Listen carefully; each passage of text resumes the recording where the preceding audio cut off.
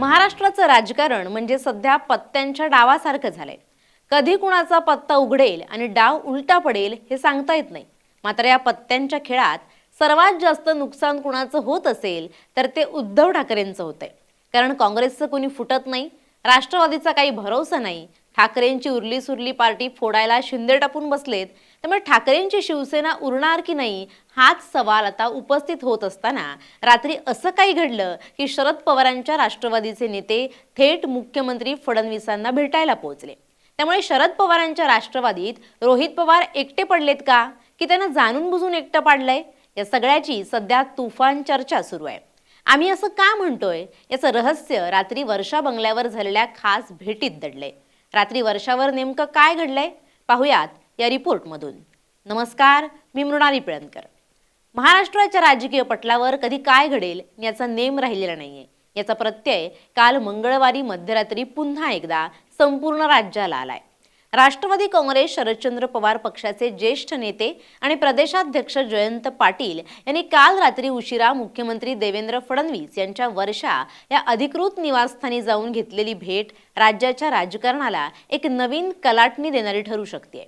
या भेटीचं गांभीर्य आणि गूढ केवळ एवढ्यापुरतंच मर्यादित नाही, तर ज्यावेळी जयंत पाटील वर्षा बंगल्यावर पोहोचले त्याच वेळी तिथे अजित पवार यांच्या राष्ट्रवादी काँग्रेसचे मुख्य नेते प्रफुल्ल पटेल आणि सुनील तटकरे हे देखील उपस्थित होते. या नेत्यांच्या एकत्रित उपस्थितीमुळे आणि बंद दाराआड झालेल्या या हाय व्होल्टेज बैठकीमुळे राजकीय वर्तुळात प्रचंड खळबळ उडाली आहे. शरद पवार यांचा पक्ष एनडीए मध्ये जाणार की महाराष्ट्रात पुन्हा एकदा अनपेक्षित राजकीय समीकरण आकाराला येणार याविषयीच्या चर्चांना मोठं उधाण आलंय. आगामी विधानसभा निवडणुकांच्या पार्श्वभूमीवर सर्वच राजकीय पक्ष आपापली मोर्चेबांधणी करत असतानाच काल रात्री घडलेल्या या नाट्यमय घडामोडींनी राजकीय विश्लेषकांनाही चक्रावून सोडले. सूत्रांकडून मिळालेल्या माहितीनुसार मंगळवारी रात्री 10:30 ते 11च्या सुमारास हा सर्व घटनाक्रम घडला. जयंत पाटील हे गुप्तता राखत मुख्यमंत्र्यांच्या निवासस्थानी पोहोचले. त्यानंतर तिथे आधीच उपस्थित असलेल्या प्रफुल्ल पटेल आणि सुनील तटकरे यांच्यासोबत मुख्यमंत्री देवेंद्र फडणवीस आणि जयंत पाटील यांच्यात जवळपास अर्धा ते पाऊण तास चर्चा झाल्याचं वृत्त पसरलं. परिसीमन विधेयकाबाबत किंवा आगामी काळातील मोठ्या राजकीय समीकरणांबाबत या नेत्यांमध्ये खलबत झाल्याचा प्राथमिक अंदाज व्यक्त केला जातोय. विशेष म्हणजे शरद पवार गटातील काही आमदारांमध्ये सध्या मतदारसंघातील विकास कामांच्या निधीवरून आणि राजकीय भवितव्यावरून मोठ्या प्रमाणावर अस्वस्थता असल्याची चर्चा गेल्या काही दिवसांपासून राजकीय वर्तुळात रंगतेय. स्वतःच्या मतदारसंघातील कामं रखडल्यामुळे आणि आगामी निवडणुकीत सत्ताधारी आघाडीचा सामना करणं कठीण जाईल या भीतीनं अनेक आमदार सत्ताधारी महायुती किंवा भाजपसोबत जुळवून घ्यायला इच्छुक असल्याचं बोललं जातंय.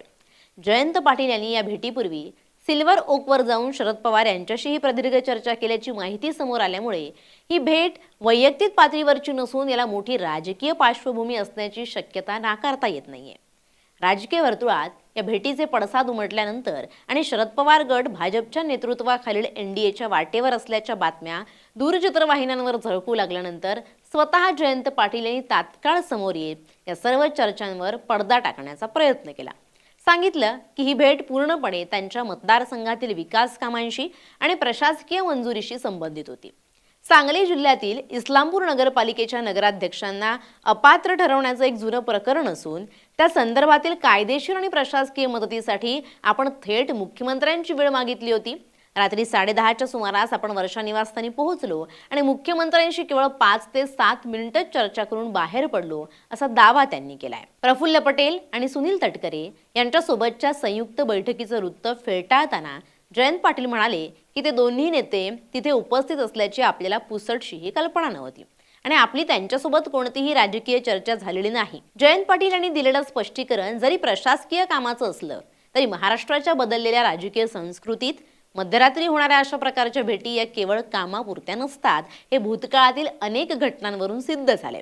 त्यामुळेच राजकीय विश्लेषक या भेटीकडे अत्यंत बारकाईनं पाहतायत. जर शरद पवार गटानं महायुती किंवा एनडीए सोबत जाण्याचा विचार केला तर त्याचा थेट आणि मोठा फटका अजित पवार यांच्या नेतृत्वाखालील राष्ट्रवादी काँग्रेसला बसू शकतो. अजित पवारांनी शरद पवारांशी बंड करून महायुतीमध्ये सामील होण्याचा निर्णय घेतला होता. आता जर मूळ शरद पवार गटच थेट भाजपच्या जवळ आला तर महायुतीमधील अजित पवार गटाचं राजकीय महत्त्व कमालीचं घटू शकतं अशी भीती अजित पवार गटाच्या काही नेत्यांमध्ये आणि आमदारांमध्ये निर्माण झाली आहे. आणि याच अस्वस्थतेतून प्रफुल्ल पटेल आणि सुनील तटकरे यांनी तातडीनं मुख्यमंत्र्यांशी संपर्क साधला असावा किंवा या समीकरणात आपली जागा काय असेल हे समजून घेण्यासाठी ते तिथे उपस्थित असावेत, अशी ही एक नवी चर्चा आता सुरू झाली आहे. दुसरीकडे राष्ट्रवादी काँग्रेस शरदचंद्र पवार पक्ष विधानसभा निवडणुकीत अधिक जोमानं उतरण्याच्या तयारीत आहे.